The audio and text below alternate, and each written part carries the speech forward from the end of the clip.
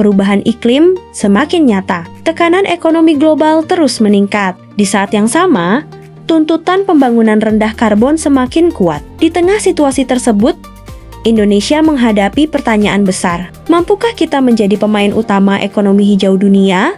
Atau justru tertinggal dari negara lain yang bergerak lebih cepat? Untuk menjawab tantangan itu, Ikatan Alumni Universitas Padjadjaran menggelar Forum Ekonomi Hijau di Jakarta pada 17 Juni 2026. Forum yang berlangsung di gedung kantor pusat PLN ini mempertemukan berbagai pemangku kepentingan, mulai dari pemerintah, akademisi, pelaku industri, sampai pakar lingkungan. Pertemuan tersebut membahas berbagai langkah konkret untuk mempercepat transformasi ekonomi nasional menuju pembangunan yang lebih berkelanjutan. Selain itu, forum juga menyoroti peluang besar Indonesia dalam ekonomi hijau global yang terus berkembang. Ketua Umum Ikatan Alumni Universitas Padjadjaran, Ferry Juliantono, menegaskan bahwa waktu semakin terbatas. Menurutnya, dunia bergerak cepat menuju ekonomi hijau dan transisi energi. Karena itu, Indonesia tidak boleh hanya menjadi penonton dalam perubahan besar tersebut.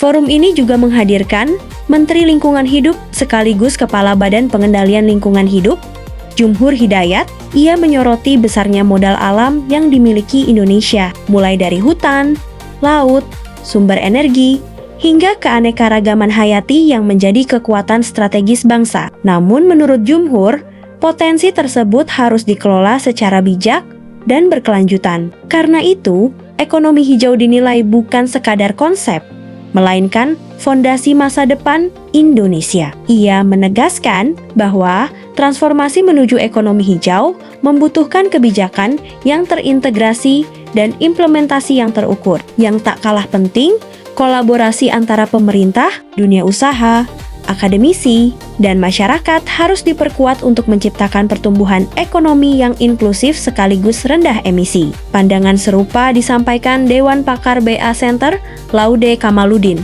Menurutnya, model pembangunan konvensional mulai menunjukkan berbagai keterbatasan. Karena itu, ekonomi hijau harus menjadi arus utama pembangunan nasional. Bahkan, Indonesia dinilai memiliki peluang besar untuk menjadi pusat pertumbuhan ekonomi hijau di kawasan jika mampu memanfaatkan momentum global saat ini. Sementara itu, Head of Center for Environment and Sustainability Science Universitas Padjadjaran, Susanti Witaningsih, mengingatkan bahwa ancaman lingkungan semakin nyata, mulai dari meningkatnya bencana hidrometeorologi hingga dampaknya terhadap ketahanan pangan dan air. Karena itu, ekonomi hijau perlu didukung riset, inovasi, dan peningkatan literasi masyarakat agar transformasi dapat berjalan lebih cepat dan efektif. Pertanyaannya, siapkah Indonesia memanfaatkan momentum ini untuk menjadi kekuatan ekonomi hijau dunia di masa depan?